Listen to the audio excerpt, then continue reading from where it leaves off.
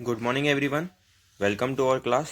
तो आज की क्लास में जो है हम आगे ये क्वेश्चंस देख लेते हैं। ठीक है, तो आज क्वेश्चन है क्वेश्चन नंबर 3। देखो, how many 3 digit numbers can be made using the digit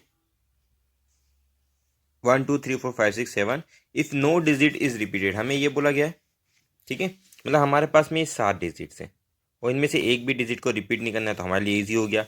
और हमारे फॉर्म कैसे करना है, 3 डिजिट नंबर। तो ये ऐसा सेम क्वेश्चन हमने पहले भी कर रखा है, ठीक है, तो हम उसी को यूज़ करेंगे। तो देखो हमारे पास में क्या हो जाएगा, नंबर ऑफ टोटल डिजिट्स कितनी हो जाएगी हमारे पास में, वो हो जाएगी 7। ठीक है, हमें फॉर्मेशन कितने का करना है, सिर्फ 3 डिजिट नंबर का करना है। तो सीधी सीधी सी बात है, यहाँ पे हम क्या लगा देंगे, तो यहाँ लगा देंगे परम्यूटेशन, और कितना, 7p3 का।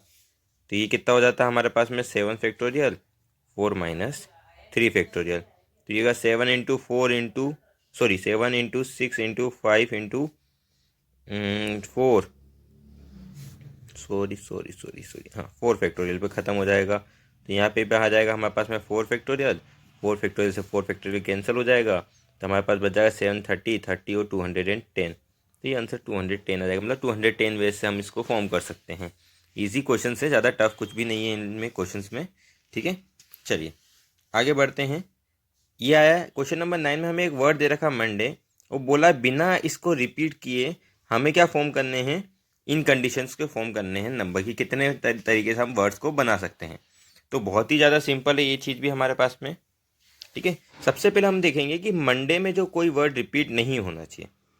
सबसे पहली चीज़ हम क्या देखेंगे, मंडे में किसी भी प्रकार का वर्ड जो है, मतलब कोई सा भी वर्ड जो है वो रिपीट नहीं होना चाहिए। तो जैसे मंडे है हमारे पास में, तो मंडे में हमने नोटिस किया एम है, ओ है, एन है, डी है, ए है, वाई है, चारों अलग अलग तरीके के नंबर ही हैं हमारे पास में। हमारे पास में कोई भी एक नंबर भी सेम नहीं है। तो इस कंडीशन में हमें कोई दिक्कत नहीं आती है, नंबर सेम होते हैं, मतलब अल्फ़ाबेट या नंबर सेम होते हैं, तो हम उसको जो है नेगलेक्ट कर देते हैं। जैसे मान लो अगर मेरे पास में कंडीशन होती फ्राइडे सैटरडे, मान लो ये कंडीशन होती, तो यहाँ पे मेरे पास में ए और ए ये 2 बार रिपीट हो गए हैं मेरे पास में। तो अब हमारे पास जो एक्चुअल अल्फ़ाबेट्स बचे हैं वो कितने बचे, 1 2 3 4 5 6 और ये 7। हमने इसको जो है नेगलेक्ट कर दिया, तो यहाँ हमारे पास में एन कितना हो जाएगा, 7 हो जाएगा। क्लियर हो रहा है, यहाँ पे हमारे पास कोई भी रिपीट नहीं है, सबके सब अलग अलग हैं, इसलिए हमारे पास में यहाँ टोटल अल्फ़ाबेट कितने हो गए, 6 हो गए हैं। ठीक है, क्लियर हो गया ना इतना। चलो आगे बढ़ते हैं। हमें क्या बोला पहले कि 4 लेटर्स की मदद से हमें बनाने, तो 4 लेटर्स की मदद से बनाने, तो हमारे पास में एन तो हो गया 6, ये हो गया 4। तो यहाँ पे सोल्व कर लेंगे इसको, तो 6 फैक्टोरियल अपॉन में 6 - 4 फैक्टोरियल, तो हो गया 6 × 5 × 4 × 3, और अपॉन में आ जाएगा अपने पास में यहाँ पर 2, क्योंकि इस 4 - 2 2 फैक्टोरियल, 2 को 2 ही लिख दिए थे। यहाँ पे भी आ जाएगा 2 फैक्टोरियल, ये 2 फैक्टोरियल से ये 2 फैक्टोरियल कैंसिल हो गया। तो हमारे पास आंसर कितना बचेगा, इन दोनों को मल्टीप्लाई करेंगे 30, इन दोनों को 12, तो ये हो गया 360। ठीक है, क्लियर हो गया ना इतना। ठीक है, चलो आगे बढ़ते हैं सेकंड कंडीशन के लिए, तो होगी फर्स्ट वाले का। अब हम बात कर रहे हैं सेकंड वाले के लिए।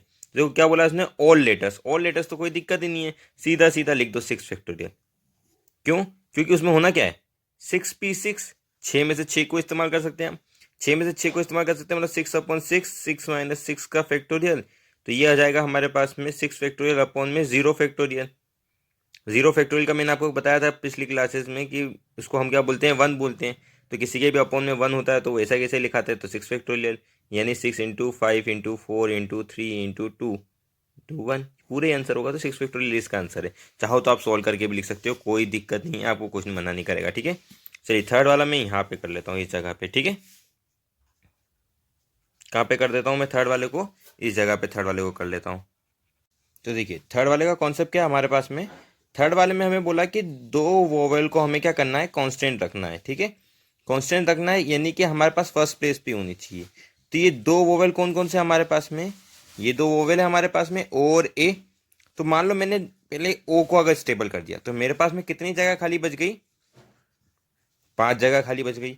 फिर मैंने ए को रखा, तो फिर मेरे पास में 5 जगह खाली रह गई। यानी हमारे पास में ये 2 तरीके हो गए हैं जिससे हम इसको बना सकते हैं। ठीक है, इतना क्लियर हो गया ना आपको? चलिए, तो बाकी बची 5 प्लेसेस के लिए हमें काम करना है। तो 5 प्लेसेस के लिए अगर हम उसको बात करेंगे तो कैसे हो जाएगा? देखो हमारे पास में तो हम 5 को मूव करेंगे तो ये हो गया 5 × 4 × 3 × 2 × 1। इन पाँचों को शफल कराएंगे तो 5 × 4 = 20 और ये 6 120। अब ये तो सेम इसके लिए हो गई मान लो एक कंडीशन। इन 5 को जब मैंने शफल कराया तो 5 के 5 ही शफल हो रहे हैं, इसलिए 5 फैक्टोरियल ले लिया हमने, है ना। और ये इसमें हो गए तो सेम ए के लिए भी करेंगे, ऐसे 2 वेज है इसलिए 2 से मल्टीप्लाई कर दिया तो टोटल कितना आंसर आ जाएगा? 240। तो 240 वेज से हम इसको जो है शफल कर सकते हैं। ठीक है, हो गया क्लियर ये चीज़ भी आपको? तो ये कर लेना आप, और इसके आगे का आप खुद से सॉल्व कर लेना। तो यहाँ पे हम एक्सरसाइज खत्म कर रहे हैं, कल मैं आपको कॉम्बिनेशन बता दूंगा। ठीक है, होप आपको समझ में आ गया होगा, और अगर कुछ डाउट हो तो मुझे कमेंट सेक्शन में बता देना, तो इस पर एक और वीडियो बना ही देंगे अपन। ठीक है, thank you, have a nice day.